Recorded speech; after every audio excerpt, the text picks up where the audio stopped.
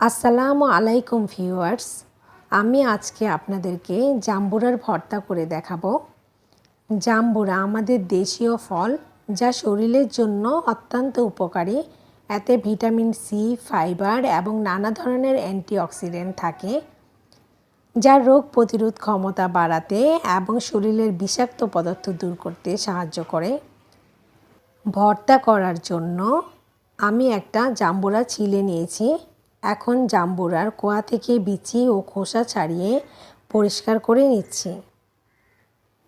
মাঝে মধ্যেই দুপুরে এই জাম্বুরা ভর্তা তৈরি করে ভর্তা বা সালাদ হিসেবে খাওয়ার চেষ্টা করি। এটা খেতে সত্যিই অসাধারণ মজার, আর সাথে কিছু টিপস ফলো করলে ভর্তাটা খেতে অসাধারণ হয়, একদম তিতা হয় না। জাম্বুরা ভর্তা করার জন্যে এখানে আমি 3টা শুকনা মরিচ ভেজে নিয়েছি। এর মধ্যে 1 চা চামচ লবণ দিয়ে দিচ্ছি 1 চামচ চিনি। এখন খুব ভালো করে আমি মরিচগুলো চিনি এবং লবণ দিয়ে গুঁড়া করে মেখে নিচ্ছি।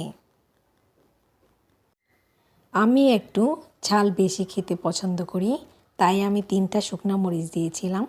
আপনারা চাইলে কম বেশি আপনাদের পছন্দ মতো মরিচ ব্যবহার করতে পারেন। তাছাড়া কাঁচা মরিচ দিয়েও এই ভর্তাটা তৈরি করতে পারেন।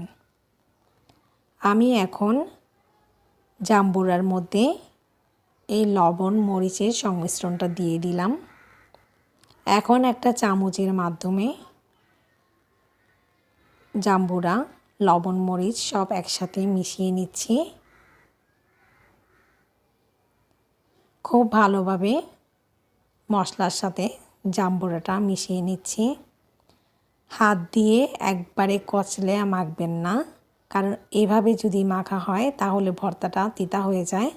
তাই সবসময় চেষ্টা করবেন ভর্তাটা একটা চামচের মাধ্যমে শুকনো করে মাখার জন্যে, যেন জাম্বুরার ভিতর থেকে রসটা বের না হয়ে আসে, কারণ রসটা বের হলেই জাম্বুরাটা তিতা হয়ে যাবে। একটা কাঁচামরিচ কুচি করে জাম্বুরার ভর্তার মধ্যে দিলাম। এটা অ্যাকচুয়ালি আমি ফ্লেভারের জন্য দিয়েছি, আপনারা চাইলে এটা স্কিপ করেও যেতে পারেন। হয়ে গেল জাম্বুরা ভর্তা। আমার ভিডিও যদি আপনাদের ভালো লেগে থাকে তাহলে লাইক, কমেন্ট, সাবস্ক্রাইব করবেন এবং নিত্য নতুন আরও ভিডিও পেতে বেল আইকনে ক্লিক করে বন্ধুবান্ধব, আত্মীয় স্বজনের সাথে শেয়ার করবেন। ধন্যবাদ সবাইকে।